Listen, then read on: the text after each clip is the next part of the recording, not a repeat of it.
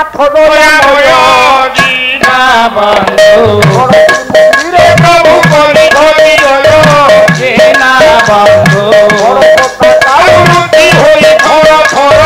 দীনা বন্ধু বড় বড় তোকাটি কেড়ে মনোহর দীনা বন্ধু বড় রত্ন বিপতিত তম দীনা বন্ধু বড় ধন্য বদ্ধ করে প্রভাবন দীনা বন্ধু বড় হন্য কাটিয়ে পৌঁছি ভোগ দীনা বন্ধু বড় পণ্ডা পূজা করে যে রঙা পয়র দীনা বন্ধু দীনা তারা কান্দু কান্দু। ওম ক্লী কৃষ্ণায় নমঃ বামনায় নমঃ সাধবায় নমঃ মম কার্যম শুভম কুরু কুরু স্বাহা। মহাপ্রভুনাটা মহাপ্রভু সত্যনারায়ণ মা ঈশ্বর মঙ্গল বিধান করতু নিষ্ঠায়িত খণ্ডন করতু রোগ ব্যাধি মোচন করতু বিদ্যা বুদ্ধি যশ সম্মান প্রদান করি সুস্থ নিরাময় জীবন জন্তু বলেন একবার। বিশেষ সূচনা গৌড়পাଟଣାର ଯୁବକ ସଂଘ ବାୟକଙ୍କ ବାଦ୍ୟରେ ମୁଗ୍ଧ ହୋଇ 100 କୋଟି ଭାରତୀୟ ମୁଦ୍ରା ପ୍ରଦାନ କରିଛନ୍ତି। ଧନ୍ୟବାଦ। ଯାହା ହେଉ ବାୟକ ସମ୍ରାଟ କୈଳାସ ଚନ୍ଦ୍ର ରାଉତ ଅତି ସୁନ୍ଦର ବାଦ୍ୟ ଚମତ୍କାର ବାଦ୍ୟ ଯାହାଙ୍କ ବାଦ୍ୟରେ ସାରା ଓଡ଼ିଶାର କଳାକାରମାନେ ଆଜ୍ଞା ଝୁମି ଯାଆନ୍ତି। ଯାହା ହେଉ 100 ଟଙ୍କା ଆଜି ପୁରସ୍କାର ପାଇଛନ୍ତି। ଏ ଯୁବକ ସଂଘ ଭାଇମାନଙ୍କର ଏ ଭଲ ପାଇବା ଏ ସ୍ନେହ ଏ ସମ୍ପର୍କ ସବୁବେଳେ ରହିଥାଉ ବୋଲ ଦେଖବା। ହରି ବୋଲ ହରି ବୋଲ। ଆଉ ବଡ଼ ହଣ୍ଡା ଷାଠିଏ ପଉଟି ଭୋଗ ଦାର ଦୀନା ବନ୍ଧୁ ବଡ଼ ପଣ୍ଡା ପୂଜା করে যে রঙা পয়র দীনা বন্ধু বড় বড় সাধু যাহা ভুঞ্জিলে কতি দীনা বন্ধু বড় দান্তে বড় রাতে বিজয় করতি দীনা বন্ধু বড় পক্ষীরাজ তুম বাহন তরি দীনা বন্ধু বড় রূপ ভাগটি কাম গুণে নই দীনা বন্ধু বড় ভিড় ভক্ত দর্শন পাই দীনা বন্ধু বড় ডাক্তার ধরা জগ করে নাই দীনা বন্ধু বড় আশা করিলে দিয়ে বিনা করিব দীনা বন্ধু বড় করুণা সাগরু করি কায়ে দেব দীনা বন্ধু দীনা তারা কান্দু কান্দু বড় পক্ষীরাজ তোমার দলে দীনা বন্ধু বড় রূপ ভাগটি কাম গুণী দলে দীনা বন্ধু বড় বড় হই প্রভু লীলা ভেড়া দীনা বন্ধু রক্ষা করিলে জগৎ ডোলা দীনা বন্ধু পণ্ডিত জনম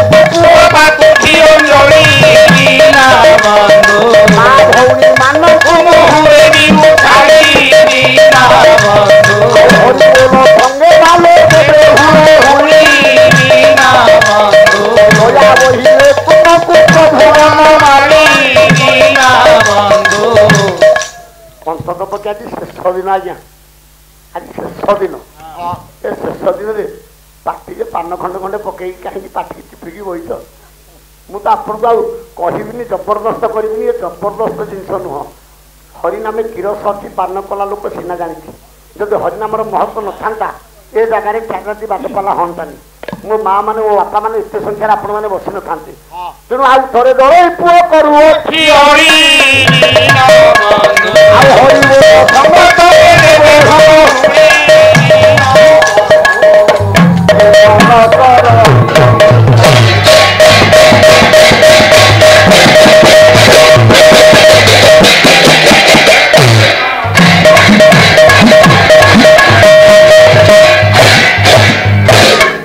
আরে মনোবংশ ভূষণ মগবা জানো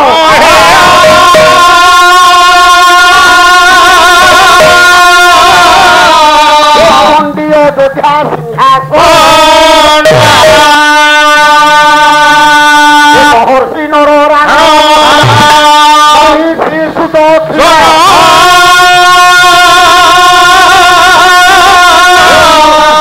নয়রত ମହାମାନ୍ୟ ମହାମାନ୍ୟ ମହାମାନ୍ୟ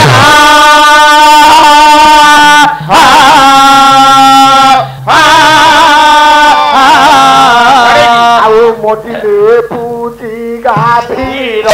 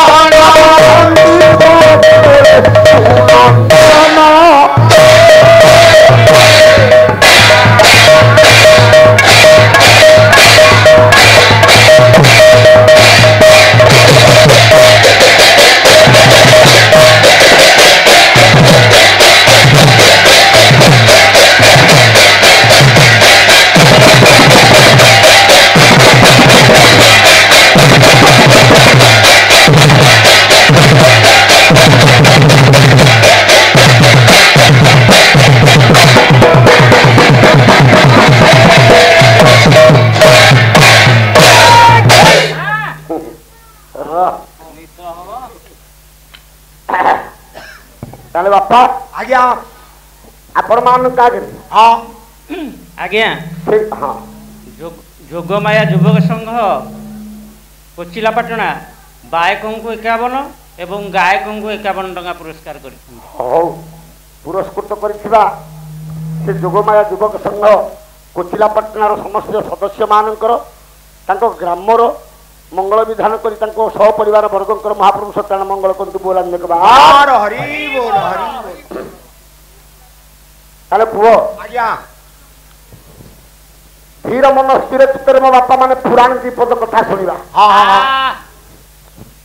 ଆପଣ ମାନଙ୍କ ଆଗରେ ଆଜ୍ଞା ମୋ ସୋନା ଭାଇନା ହଁ ଆଲୋଚନା କରିଥିଲେ ରଘୁବଂଶମ ମହାକବି କାଳିଦାସଙ୍କ ବିରଚିତ ରଘୁବଂଶମ ରଘୁବଂଶ अरे पुओ दिलीप उच्चारण आज्ञा अरे रघुवंश की जाती है सोना भाई ना की जाती से कथा मु कहूनी से कौन ब्राह्मण बोली मु जानी ना मुझे कथा कहूनी आज्ञा रघुवंश काव्य किए ये किए तुम तो काव्य हबनी नाई तुम केते तुम जीवन में कोठी काव्य गाइन ना तुम क्या रघुवंश काव्य आलोचना करुला जदि आलोचना कर प्रथम जो जाए जाए तो सब भूल आज्ञा सब भूल कोटा गोटे तुम ठीक है को गोटा ठीक नहीं और रघुवंश काव्य हाँ केते श्लोक आज्ञा 3-4 श्लोक तुम नहीं राजा को गाई कर छे हाँ ओ ना ना ना ना फाउंडेशन भूल तुम फाउंडेशन भूल आज्ञा ना तुम घर नियम का भूल आज्ञा गोटे नुआ घर तो करबा को हेले हां जदि बाली भाग सीमेंट भाग कंक्रीट भागटा टिके मजबूत होई नथिबो ताले घर भुसुड़िबो कांथ फटेइबो आज्ञा आ तांकर तो गोटे सीमेंट को 20टा गोटे 30टा बाली मिसेगी जाइसिंदी आ घरटा केमति मजबूत हो केमति हो घरटा आदो मजबूत हो ना ताले बापा आज्ञा कोन आरंभ कलो ना ब्रह्मा को तो ब्रह्मा टिके बापा मान नीरवता टिके रक्षा करो जाओ आज तो शेष दिन आज्ञा तेणु जी संख्यार आम बसीचे मन देख दीपद पुराण कथा शुणा आज्ञा आज्ञा से जो छाड़ी मुझे से नेबी तेणु पुओ आज्ञा गोटे कथा आज्ञा आपण मैंने विचार करतु राजा दिलीप जाइए स्वर्गपुर ब्रह्मा पाखे आज्ञा मुंड को पोतिकी बस कांदुछंती आरंभ कले आज्ञा कौन कौन ना तांको कोळे पुओटिए नाही कि झियोटे नाही झियोटिए नाही आज्ञा राजा अपुत्रिक हां र हां अपुत्रिक हले आज्ञा भगवत गीता कहिले हां अपुत्रस्य गति नाति ए सुखे नयतन लोक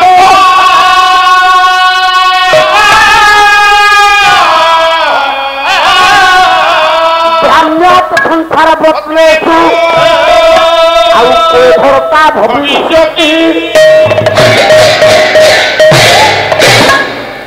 अपुत्र गति नास्ति आज्ञा ଝିଅ ଅପୁତ୍ରିକ ହଁ ବାପା ତାର କୌଣସି ଗତି ନାହିଁ ନାଇଁ ନାଇଁ ଅପୁତ୍ରସ୍ଥ ଗତି ନାହିଁ ହଁ ସୁଖେ ନଇବ ନଇବ ନଇବ ତା ଜୀବନରେ କିଛି ସୁଖ ବାପା ସୁଖ ନାହିଁ ସାମ୍ୟାତ ସଂସାର ବ୍ରତନେସୁ ହଁ ସଂସାର ଯାକ ବୁଲି ବୁଲି ଯେତେ ବ୍ରତ କରୁ ଆଜ୍ଞା କୋଉ ଭର୍ତ୍ତା ଭବିଷ୍ୟତି ହଁ ତା ଭବିଷ୍ୟତର ଯାଏ ଦେଖିଏ କେହି ନାହାନ୍ତି ଭାଗବତ କହିଲେ ଆଜ୍ଞା ଯାର ପୁଅଟିଏ ନାହିଁ ହଁ ତାର ଉଭୟ ଲୋକରେ ସୁଖ ସୁଖ ନାହିଁ କହିଲେ ପୁତ୍ର ନଥିଲେ ଦୁଃଖ ପାଇ ଉଭୟ ଲୋକେ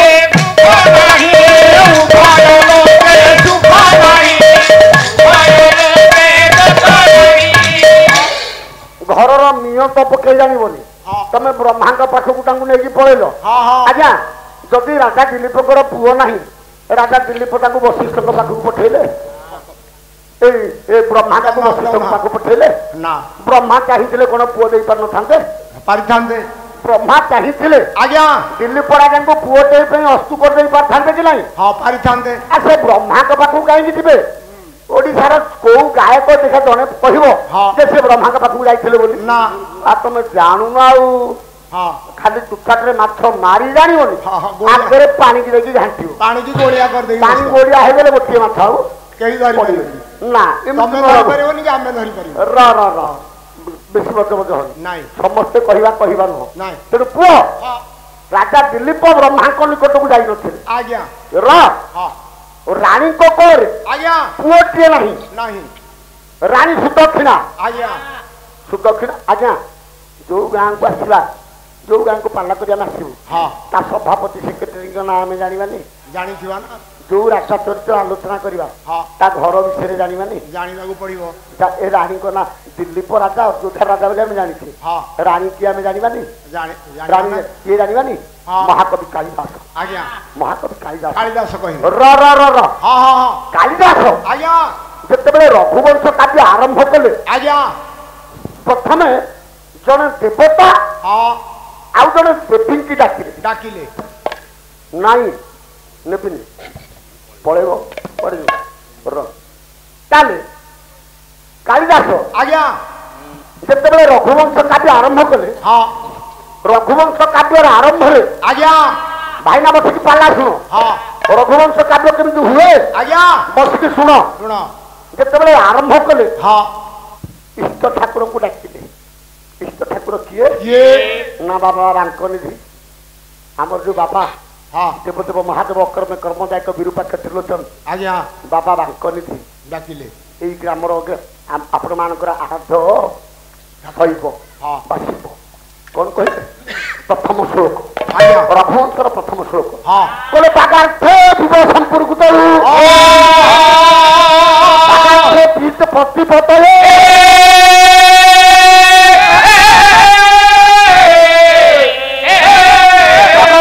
ପିତର ବନ୍ଦେ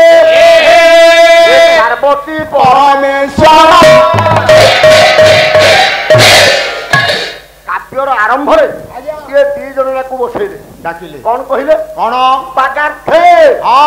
ବାକ୍ ଅର୍ଥ ହଁ ବାକ୍ ବୋଲେ କଥା କଥା ବଚନ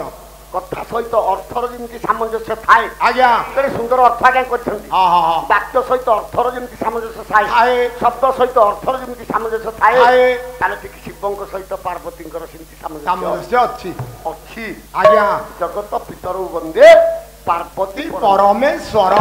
ପାର୍ବତୀ ହଁ। ଆଉ ପରମେଶ୍ୱର ଶିବଙ୍କୁ କଳ୍ପନା କରି ଆଜ୍ଞା ସାରେ ରଘୁବଂଶ କାବ୍ୟଟାକୁ ସିଏ ଲେଖିବାକୁ ଆରମ୍ଭ କଲେ ଲେଖିଲେ ଲେଖିବା ପୂର୍ବରୁ ହଁ କେତେ କବି ମାନେ ଦେଖନ୍ତୁ ଆଜ୍ଞା ଆଜ୍ଞା କାବ୍ୟ ଲେଖିବା ପୂର୍ବରୁ ହଁ ନିଜକୁ ନ୍ୟୁନ ମନେ କରିଦିଅନ୍ତି ନିଜକୁ ଦାସ କରିଦିଅନ୍ତି ନିଜକୁ ଦାସ କରିଦିଅନ୍ତି ଆଜ୍ଞା ନିଜକୁ ପ୍ରଭୁଙ୍କ ପାଖରେ ଅର୍ପଣ ଭୃତ୍ୟ କରିଦିଅନ୍ତି ଆଉ ଗୋଟେ ଶ୍ଲୋକ ହଁ 2 ନମ୍ବର ଶ୍ଲୋକ ଆଜ୍ଞା ଶୁଣେ ଶୁଣେ ଶୁଣେ ହଁ। କହିଲେ କୁହ ସୂର୍ଯ୍ୟ ପ୍ରଭବଂଶ କଳ୍ପ ବିଷୟାମତି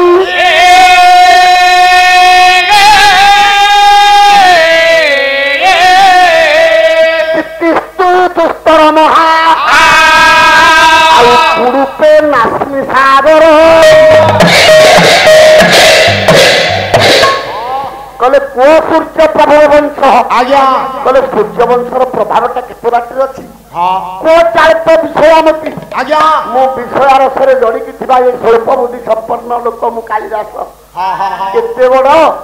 କାବ୍ୟ ଲେଖିବାକୁ ଯାଉଛି କାବ୍ୟ ଲେଖିବାକୁ ମୁଁ ଯାଉଛି ଯାଉଛି କଦଳୀ ଭେଳାରେ ହଁ ସମୁଦ୍ରକୁ ପାର ହେବା ଯାହା ହଁ ଏତେ ବଡ ରଘୁବଂଶ କାବ୍ୟ ମୁଁ ଲେଖିବା ସେଇଆ ସେଇଆ ମୋ ବାପା ମାନେ ହଁ ହଁ ହଁ ଛାନ୍ଦ ପଦେ ଆଜ୍ଞା କିଏ ଲେଖିବେ କିଏ ଏ ପୁଅ କିଏ ଲେଖିଲେ ଗୋପୀନାଥ ସିଂଦେଓ ଆଜ୍ଞା ଗୋପୀନାଥ ସିଂଦେଓ କିଏ କିଏ ଚିକିଟି ରାଜା ଚିକିଟି ରାଜା ଚିକିଟି ରାଜା ହଁ କଣ କହିଲେ କଣ ବୋଲେ କାହିଁ ସୂର୍ଯ୍ୟ ବଂଶ ମୂର୍ଖ ମୁଁ କାହିଁ କାହିଁ ସୂର୍ଯ୍ୟ ବଂଶ ମୂର୍ଖ ମୁଁ କାହିଁ ଭେଳାରେ ସାଗର ତରି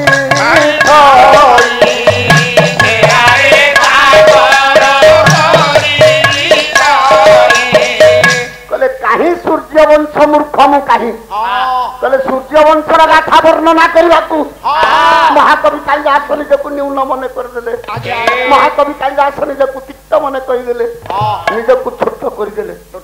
କହିଲେ କାହିଁ ସୂର୍ଯ୍ୟ ବଂଶ ମୂର୍ଖ ମୁଁ କାହିଁ ମୋ ଭଳିଆ ମୂର୍ଖ ଏ ସୂର୍ଯ୍ୟ ବଂଶର ଗାଥାକୁ ଲେଖିପାରିବ ମୋ ବଂଶର ମୂର୍ଖ ସୂର୍ଯ୍ୟ ବଂଶର ଗାଥାକୁ କେବେ ଲେଖିପାରିବ ନାହିଁ ଭେଳାରେ ସାଗର ତଳି ଛଇ କହିଲେ ଭେଳା କଦଳୀ ଭେଳାରେ ସମୁଦ୍ର ପାର ହବା ଯାହା ତାହା ଏ ସୂର୍ଯ୍ୟ ବଂଶର ଗାଥା ମୁଁ ଲେଖିବାଟା ହଉଛି ଠିକ ସେଇଆ ମୋ ବାପା ହଁ ମା ମଙ୍ଗଳା ଜୁଏଲେରୀ ଦେଉଳି ହଁ ଶ୍ରୀ ଆଶିଷ କୁମାର ପୃଷ୍ଟି ଗାୟକଙ୍କର ଗାଇବାରେ ମୁଗ୍ଧ ହୋଇ 100 ଭାରତୀୟ ମୁଦ୍ରା ପ୍ରଦାନ କରିଛନ୍ତି ସେ ଅନୁରୋଧ କରିଛନ୍ତି କୋଇଲି ମାଳିକା ଗୀତ ଶୁଣିବା ପାଇଁ ହଉ ହଉ ହଉ ଦେଖ କଣ ତାଙ୍କ ନା ଆଶିଷ କୁମାର ପୃଷ୍ଟି ଯାହା ହଉ ଆଶିଷ କୁମାର ପୃଷ୍ଟି ଆଜ୍ଞା ଜୁଏଲାରୀର ମାଲିକ ମହାପ୍ରଭୁ ସତ୍ୟନାରାୟଣ ତାଙ୍କର ମଙ୍ଗଳ ବିଧାନ କରନ୍ତୁ ଆଜ୍ଞା ରିଷ୍ଟାରିଷ୍ଟ ଖଣ୍ଡନ କରନ୍ତୁ ହଁ ତାଙ୍କ ସପରିବାର ବର୍ଗଙ୍କ ମଧ୍ୟରେ ସୁଖ ସମୃଦ୍ଧି କାମନା କରନ୍ତୁ ବୋଲାମେ ହଉ ସମୟ ସୁବିଧା ଦେଖିକି କୋଇଲି ମାଳିକା ମୁଁ ଆପଣମାନଙ୍କ ନିକଟରେ ସମସ୍ତଙ୍କର ସବୁ କଥା ତ ଆଜ୍ଞା ପୂରଣ କରି ହବନି କାହିଁକି ନା କାବ୍ୟଟା ରହିଯିବ ତେଣୁକରି ନିଶ୍ଚିତ ଭାବରେ କୋଇଲି ମାଳିକା ମୁଁ ପଦେ ଶୁଣିଛି ତାହେଲେ ପୁଅ ଆଜ୍ଞା ସେଇ କାଳିଦାସ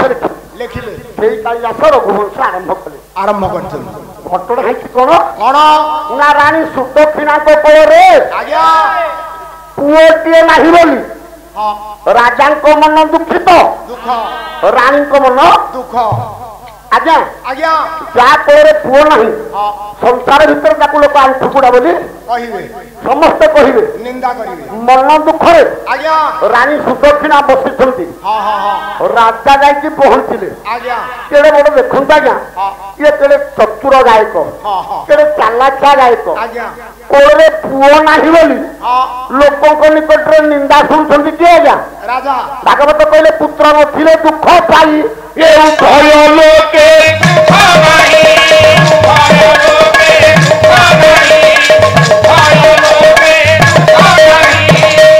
ମାଲୋ ଯାହା କୋଳରେ ପୁଅଟିଏ ନାହିଁ ତାର ଉଭୟ ଲୋକରେ ଶାନ୍ତି ନାହିଁ ମୋ ପାଲା ଆପଣ ମାନେ ଶୁଣିବେ ମୋ ପାଲାରେ ଦେଖିବାର କିଛି ନାହିଁ ମା ମାନେ ତାଙ୍କ ପାଲାରେ ଦେଖିବ ପୁଅଟିଏ ନାହିଁ ମାନେ ଉଭୟ ଲୋକରେ ଶାନ୍ତି ନାହିଁ ଉଭୟ ଲୋକ ମା କିଏ ନା ଇହ ଲୋକ ଆଉ ପରଲୋକ ଏ ଉଭୟ ଲୋକରେ ବାପା ଶାନ୍ତି ନାହିଁ ତେଣୁ ରାଣୀ ସୁଦକ୍ଷିଣା ମନ ଦୁଃଖରେ କାନ୍ଦୁଛନ୍ତି ରାଣୀ ସୁଦକ୍ଷିଣା ମନ ଦୁଃଖରେ କାନ୍ଦୁଛନ୍ତି ମୋ କୋଳରେ ପୁଅଟିଏ ନାହିଁ ବୋଲି ଇଏ ଜଗତ ମତେ ଆଣ୍ଠୁ ଗୁଡି କହୁଛି ରହ ରହ ରହ ରହ ମାଲୋ ସ୍ତ୍ରୀର କୋଳରେ ପୁଅ ନାହିଁ ସୁଦକ୍ଷିଣା କାନ୍ଦୁଛନ୍ତି ଏଇଠି ରାଜା ଦିଲ୍ଲୀପ ଆସିକି ମାନ ଭାଙ୍ଗୁଛନ୍ତି ଆପଣ ମାନେ ପାଲା ଦେଖୁଥିଲେ ପରା ଆଜ୍ଞା ଆଜ୍ଞା କେଡେ କେଡେ ବଡ ଇଏ ବହଳିଆ ବୁଦ୍ଧିଆ ମୋଟା ବୁଦ୍ଧିଆ ଗାୟକ ସେ ଦେଖ କେତେ ରସହୀନ କେଡେ ମୋଟା ବୁଦ୍ଧିଆ କଳାକାର ସିଏ ରାଣୀଙ୍କ କୋଳରେ ପୁଅ ନାହିଁ ଲୋକ ଆଣ୍ଠୁକୁଡା ବୋଲି ତା ମୁହଁ ଚାହୁଁନାହାନ୍ତି ଲୋକ ଆଣ୍ଠୁକୁଡି କହିକି ରାଣୀକି ନିନ୍ଦା କରୁଛନ୍ତି ସେଠି ରାଜା ଗାଇକି କହୁଛନ୍ତି ମାନ ଭାଙ୍ଗୁଛନ୍ତି କେତେ ମନୁ ମାନ ନାଇଁ ମୋ ବୋପାଲୋ ପାଲା ମୁଁ ଏମିତି ପାଲା ଗାଉଛି ଓଡିଶା ସାରା ଲୋକ ଚ୍ୟାନେଲରେ ଦେଖିବେ ପାଲା ଶିଖୁନ କୋଉଠି ତମେ ତ ଏତେ ରସହୀନ ଗାୟକ ଓଡ଼ିଶାରେ ମୁଁ କୋଉଠି ଦେଖିନି ନାଇଁ ନା। ହଁ ରାଣୀର ପରିସ୍ଥିତି କଣ? ପୁଅଟେ ନାହିଁ ବୋଲି ଆଜ୍ଞା। ରାଣୀ ଚିନ୍ତାରେ ଅଛନ୍ତି। ତାହେଲେ ବାପା ଜଣକ କୋଳରେ ପୁଅ ନାହିଁ, ଆଜ୍ଞା ସେ ଆଣ୍ଠୁକୁଡା, ଲୋକ ତାକୁ ନିନ୍ଦା କରୁଛନ୍ତି। ଆଜ୍ଞା ସେ ମଲା ପରେ କଣ ତାକୁ କେହି ପାଣି ଦେବେନି? ଦେବେ ପାଣି ଦେବେ। ପୁତ୍ର କଷ୍ଟରୁ କେମିତି ସେ ମୁକ୍ତି ପାଇବ? ମୁକ୍ତି ପାଇବ ଗୋଟେ ଲୋକର ଆଜ୍ଞା ମୋ ମା ଲୋ ହଁ ପୁଅ ନାହିଁ, ଆଜ୍ଞା ପୁଅ ମୁଖାଗ୍ନି ନଦେଲେ ମଧ୍ୟ ହଁ। ତାକୁ କେତେ ଜଣ ମୁଖାଗ୍ନି ଦେଲେ ସେ ପାଇବ। ପାଇବ ପାଲାର ଶିକ୍ଷା, ହଁ ଯୋଉ ପାଲାରେ ଶିକ୍ଷା ନାହିଁ ସେ ପାଲାର ମହତ୍ଵ କିଛି ନାହିଁ ନାହିଁ। ହଁ। ତାହେଲେ କେତେ ଜଣ ପାଣି ଦେଲେ ଆଜ୍ଞା ବା କେତେ ଜଣ ମୁଖାଗ୍ନି ଦେଇପାରିବେ ଗୋଟେ ଲୋକଟାକୁ? ହଁ ହଁ ହଁ ଶୁଣେ ବାପା, ଆଜ୍ଞା। କହିଲେ ଦତ୍ତଜ ପ୍ରାପ୍ତଜ ଭଗ୍ନିଜ ପୁତ୍ରୀଜ ର ପାଞ୍ଚଟା ଚ ପାଣି ଦେଲେ ଆଜ୍ଞା ସାରେ ପାଇବେ। ପାଇବେ ନିଥକ ସତ କଥା ଜଣେ ପୁଅ କହୁଛି। ହଁ ପାଞ୍ଚଟା ଜ କିଏ? କିଏ କହିଲେ ଦତ୍ତଜ ଦତ୍ତଜ ପ୍ରାପ୍ତଜ ପ୍ରାପ୍ତଜ ଭଗ୍ନିଜ ଭଗ୍ନିଜ ପୁତ୍ରୀଜ ପୁତ୍ରୀଜ ପ୍ରାପ୍ତଜ ପ୍ରାପ୍ତଜ ର ହଁ ଦତ୍ତଜ ମାନେ ଦତ୍ତ ମାନେ ଦାନ। ଦାନ ଆପଣଙ୍କର ପୁଅ ନାହିଁ, ନାହିଁ ମୋର ପାଞ୍ଚଟା ପୁଅ, ଆଜ୍ଞା ମୁଁ ଯଦି ଗୋଟେ ପୁଅ ଆପଣଙ୍କୁ ଦାନ କରିଦେବି ହଁ ସେଇ ପୁଅଟାକୁ ଆପଣ ଲାଳନ ପାଳନ କରିକି ଛୋଟରୁ ବଢେଇଲେ ବଡ କଲେ ହଁ ସେ ପୁଅ ପାଣି ଦେଲେ ଆପଣ ପାଇବେ ପାଇବେ। ଗଲା। ଦତ୍ତଜ ହଁ ପ୍ରାପ୍ତଜ ପ୍ରାପ୍ତଜ ପ୍ରାପ୍ତଜ କଣ ଆଜ୍ଞା ଆଜିକାଲି ଆପଣମାନେ ଦେଖୁଥିବେ ହଁ